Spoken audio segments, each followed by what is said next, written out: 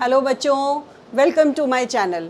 तो आज की वीडियो में हम पढ़ने वाले हैं effect of catalyst on rate of reaction, ठीक है, एंड कोलिजन थ्योरी। तो ये दो टॉपिक आज हम कवर करेंगे। मैंने आपको factors affecting rate of reaction बहुत सारे फैक्टर्स पढ़ा दिए हैं। जैसे आपने पढ़ा कंसंट्रेशन ऑफ रिएक्टेंट पढ़ा, आपने टेम्परेचर पढ़ा जिसमें आर्हेनियस थ्योरी हमने पढ़ी है। आज हम पढ़ने वाले हैं effect of catalyst on rate of reaction, ठीक है। तो सबसे पहले बच्चों मालूम होना चाहिए आपको कि कैटलिस्ट होता क्या है। कैटलिस्ट एक ऐसा सब्सटेंस होता है which increases the rate of reaction without taking part in the reaction, ठीक है। वो रिएक्शन के रेट को इंक्रीज कर देता है। कुछ सब्सटेंस ऑल्दो ऐसे भी होते हैं जो रेट ऑफ रिएक्शन को डिक्रीज भी कर देते हैं, उन्हें हम कहते हैं कैटलिस्ट पॉइजन या इनहिबिटर, ठीक है। आज हम बात कर रहे हैं जो सब्सटेंस रेट ऑफ रिएक्शन को इंक्रीज कर देगा, ठीक है। तो कैटलिस्ट क्या होता है बच्चों? Catalyst are the substances which increases rate of reaction, ठीक है, rate of reaction without taking part in the reaction, without taking part in the reaction। तो ये डेफिनेशन हो गई कैटलिस्ट की, इसे नोट करिएगा बच्चों, ठीक है। विदाउट टेकिंग पार्ट हम क्यों कह रहे हैं? क्योंकि कैटलिस्ट एक्चुअली क्या करता है, कैटलिस्ट रिएक्शन के मैकेनिज्म को चेंज कर देता है। कैटलिस्ट बच्चों ऐसे रिएक्शन करता है, एक सरफेस प्रोवाइड करता है रिएक्टेंट्स को प्रोडक्ट बनाने के लिए। क्या होता है, जैसे ये कैटलिस्ट है, ये उसकी सरफेस हो गई, रिएक्टेंट मॉलिक्यूल्स आते हैं और उस कैटलिस्ट की सरफेस पर आकर जुड़ जाते हैं, ठीक है, और उसकी सरफेस पर ही वो रिएक्शन करेंगे, बॉन्ड ब्रेकिंग होगी, बॉन्ड का फॉर्मेशन होगा, प्रोडक्ट बनेगा, और वहीं पर प्रोडक्ट बनने के बाद फिर वो प्रोडक्ट कैटलिस्ट की सरफेस से अलग हो जाएगा। तो कैटलिस्ट क्या होगा, फ्री हो जाएगा। तो इसलिए कैटलिस्ट रिएक्शन में कोई और पार्टिसिपेट नहीं करता, केवल वो एक सरफेस, एक प्लेटफॉर्म प्रोवाइड करता है रिएक्शन को होने के लिए, ठीक है। अब आती है बात कि reaction catalyst rate of reaction को कैसे बढ़ा देता है, ठीक है। इसके लिए बच्चों एक ग्राफ देख लेते हैं हम।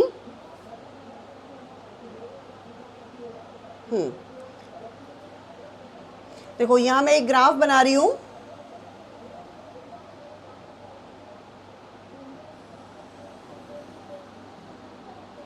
ठीक है, ये हो गया हमारा ग्राफ। यहां पर ले लेते हैं हम रिएक्शन कोऑर्डिनेट,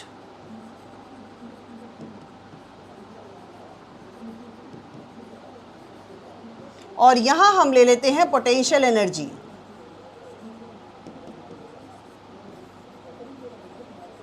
ठीक है बच्चों, ये ले लिया हमने। अब हमने ग्राफ बनाया, सपोज यहां पर हमारे पास रिएक्टेंट्स हैं, यहाँ हमने ले लिए रिएक्टेंट। मैंने आपको पहले भी बताया था रिएक्टेंट्स की जो एनर्जी है वो ज़ीरो नहीं होती है, कुछ एनर्जी रिएक्टेंट के मॉलिक्यूल्स में होती है, इसलिए यहाँ पर हमने बनाया रिएक्टेंट मॉलिक्यूल्स, ठीक है। अब क्या होता है, रिएक्टेंट मॉलिक्यूल्स के बीच में कोलिजन होगा, एक्टिवेटेड कॉम्प्लेक्स बनेगा। किस तरह का ग्राफ आएगा? इस तरह का ग्राफ आता है, ठीक है। और यहाँ पे सपोज प्रोडक्ट हमारे बन जाते हैं, ये बन गए प्रोडक्ट्स, ठीक है, ऐसे। अब आप ये देखो कि ये आपने आर्हेनियस थ्योरी में भी मैंने आपको बताया था कि जो रिएक्टेंट मॉलिक्यूल इस एनर्जी बैरियर को क्रॉस करते हैं केवल वही प्रोडक्ट बनाते हैं। अब क्या है, अगर ये एनर्जी बैरियर, इस एनर्जी को क्या कहते हैं हम, इस एनर्जी को यहाँ से यहाँ तक की जो एनर्जी होती है बच्चों, इसको कहते हैं हम एक्टिवेशन एनर्जी। सपोज ये एक्टिवेशन एनर्जी है विदाउट कैटलिस्ट। विदाउट कैटलिस्ट मतलब अभी हमने रिएक्शन में कैटलिस्ट नहीं मिलाया है, ठीक है। अब ये एनर्जी बैरियर बच्चों जितना ज़्यादा होगा, ये रिएक्टेंट मॉलिक्यूल्स के लिए इसको क्रॉस करना उतना ही मुश्किल होगा, है ना। तो रिएक्टेंट के मॉलिक्यूल्स क्या होंगे, धीरे धीरे जाएंगे, कम जाएंगे, और रेट ऑफ रिएक्शन स्लो होगा। लेकिन जब हम इसमें कैटलिस्ट मिला देंगे तो कैटलिस्ट मिलाने पर जो ये मैकेनिज्म है, ये जो आप देख रहे हो, ये जो आप बैरियर देख रहे हो, ये इस तरह से आएगा, ये ऐसे हो जाएगा, ठीक है ना। यानी कि जो एनर्जी बैरियर था ये कम हो गया, दैट मीन्स एक्टिवेशन एनर्जी जो है वो कम हो गई। अब अगर एक्टिवेशन एनर्जी कम हो जाएगी बच्चों तो क्या होगा, ज़्यादा से ज़्यादा रिएक्टेंट मॉलिक्यूल्स इस एनर्जी बैरियर को क्रॉस कर पाएंगे और वो जल्दी जल्दी प्रोडक्ट बनाएंगे। तो रेट ऑफ रिएक्शन क्या हुआ, रेट ऑफ रिएक्शन फास्ट हो गया, ठीक है। बट एक्चुअली कैटलिस्ट ने किया क्या है, कैटलिस्ट ने एक्टिवेशन एनर्जी को कम कर दिया है। तो ये जो एक्टिवेशन एनर्जी है, एक्टिवेशन एनर्जी विद कैटलिस्ट, ठीक है बच्चों। तो ये विद कैटलिस्ट हो गई, ये विदाउट कैटलिस्ट हो गई। तो आप देख रहे हो दोनों में डिफरेंस कि कैटलिस्ट क्या कर रहा है, वो एक्टिवेशन एनर्जी को कम कर देता है, जिसकी वजह से रेट ऑफ रिएक्शन बढ़ जाता है, ठीक है। तो क्वेश्चन कई बार पूछते हैं एग्जाम में कि how does catalyst affect the rate of reaction. तो आप इसमें आंसर में लिखेंगे catalyst lowers the activation energy. तो ये पॉइंट बहुत इंपॉर्टेंट है, कैटलिस्ट करता क्या है, ठीक है, रेट ऑफ रिएक्शन को बढ़ाने के लिए। Catalyst lowers the activation energy, ठीक है बच्चों। ये पॉइंट बहुत इंपॉर्टेंट है, इसको नोट कर लीजिए।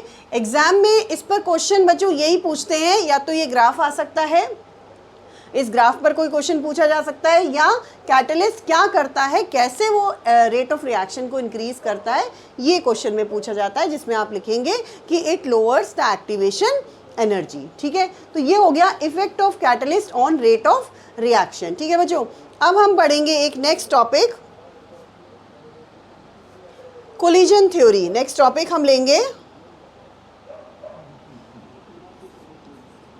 Collision theory.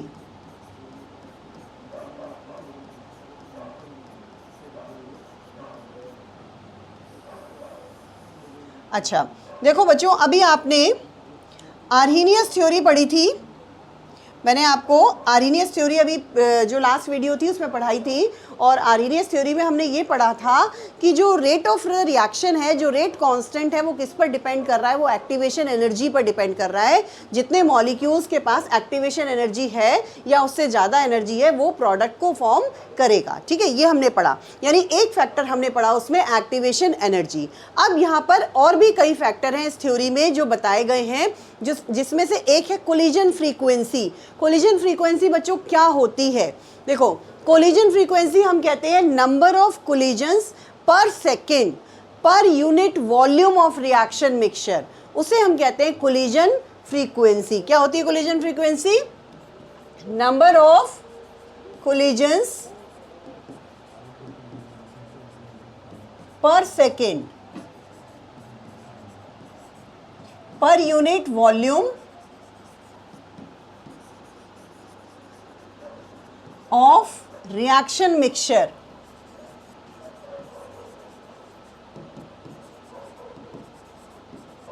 ठीक है, इज कॉल्ड कोलिजन फ्रीक्वेंसी। इसे हम कह रहे हैं कोलिजन फ्रीक्वेंसी।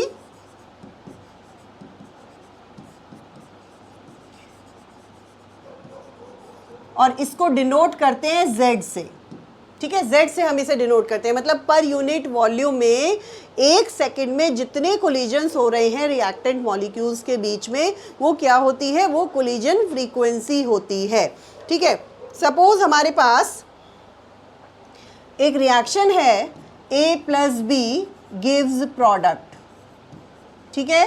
तो इस रिएक्शन के लिए हम जो रेट का एक्सप्रेशन लिखेंगे वो हम इस तरीके से लिखेंगे, rate is equal to ZAB, मतलब A और B जो रिएक्टेंट मॉलिक्यूल्स हैं उनकी कोलिजन फ्रीक्वेंसी ली है हमने Z e⁻ -EA upon RT। मतलब आप देख रहे हो बच्चों, आर्हीनियस इक्वेशन से अगर हम इसे कंपेयर करें तो ये वाला जो पार्ट आप देख रहे हो ये तो सेम है, एक्टिवेशन एनर्जी वाला फैक्टर तो इसमें आ ही रहा है, ठीक है। एक जो फैक्टर आ गया यहाँ पर कोलिजन फ्रीक्वेंसी Z, एक नया फैक्टर आ गया यहाँ पर। आर्हीनियस इक्वेशन में इसकी जगह पर क्या लेते हैं हम, आर्हीनियस कांस्टेंट लेते हैं, प्री एक्सपोनेंशियल फैक्टर लेते हैं A, ठीक है। उसकी जगह पर यहाँ पर क्या है, कोलिजन फ्रीक्वेंसी है। अब ये थ्योरी ये कहती है कि कोलिजन जितने भी होते हैं रिएक्टेंट मॉलिक्यूल्स में, बहुत सारे कोलिजन हो रहे हैं, है ना, लेकिन वो सारे कोलिजन इफेक्टिव नहीं होते। इफेक्टिव का मतलब उन सारे कोलिजन से प्रोडक्ट का फॉर्मेशन नहीं होता है, ठीक है।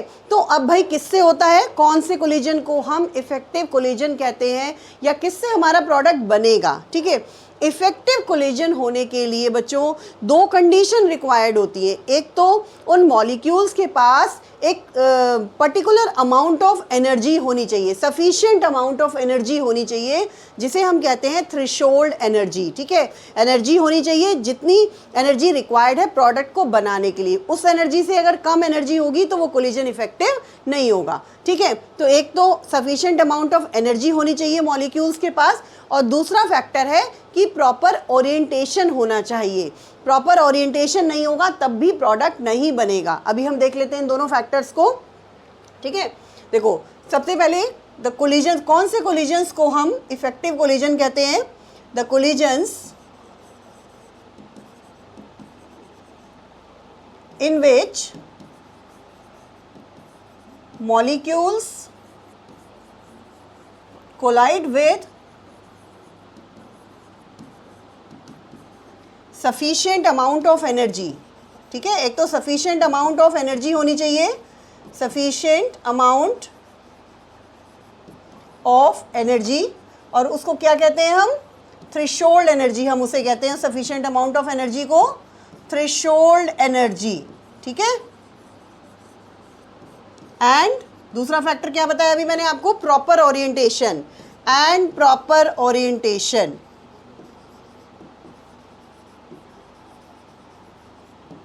ठीक है, आर कॉल्ड इफेक्टिव कोलिजन्स।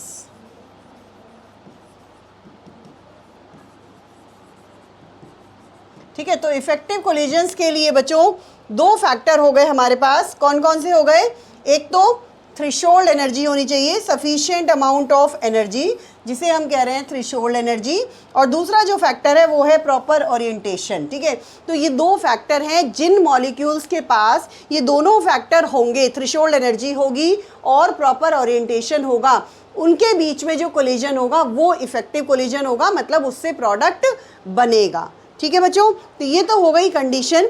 अब थ्रेशोल्ड एनर्जी वाला कॉन्सेप्ट तो आपको समझ में आ रहा होगा कि minimum amount of energy which is required to form the product, जिसे हम अगर थ्रेशोल्ड एनर्जी में से रिएक्टेंट की एनर्जी को माइनस कर दें तो क्या आ जाता है हमारे पास? Activation energy. ठीक है, एक्टिवेशन एनर्जी जितनी एनर्जी मॉलिक्यूल्स के पास होनी चाहिए। तो ये तो समझ में आ रहा होगा, आर्हेनियस थ्योरी में भी हमने इसे पढ़ लिया था। अब आता है प्रॉपर ओरिएंटेशन का क्या मतलब है। इसका जल्दी से स्क्रीनशॉट ले लीजिए। ले लिया? चलिए, अब प्रॉपर ओरिएंटेशन का मतलब हम समझ लेते हैं। इसके लिए एक एग्जाम्पल ले लेते हैं बच्चों। जैसे एक रिएक्शन है, मान लीजिए NO2 plus NO2 gives N2O4। मान लीजिए ये रिएक्शन है। ठीक है, ये रिएक्शन है और हमें इस रिएक्शन को कराना है। सपोज देखो, अगर ये इस तरह से है, ये नाइट्रोजन का मॉलिक्यूल हो गया। ठीक है, ये एक ऑक्सीजन हो गया और ये दूसरा ऑक्सीजन हो गया, ये एक NO2 का मॉलिक्यूल हो गया। ठीक है, अब दूसरा बनाते हैं NO2 का मॉलिक्यूल। यहाँ पे हमने दूसरा NO2 का मॉलिक्यूल बना दिया। इस तरह से नाइट्रोजन है, इस तरह से दोनों ऑक्सीजन है। तो ये एक NO2 है, ये दूसरा NO2 है। यहाँ पे नाइट्रोजन नाइट्रोजन के बीच में बॉन्डिंग होनी है N2O4 में।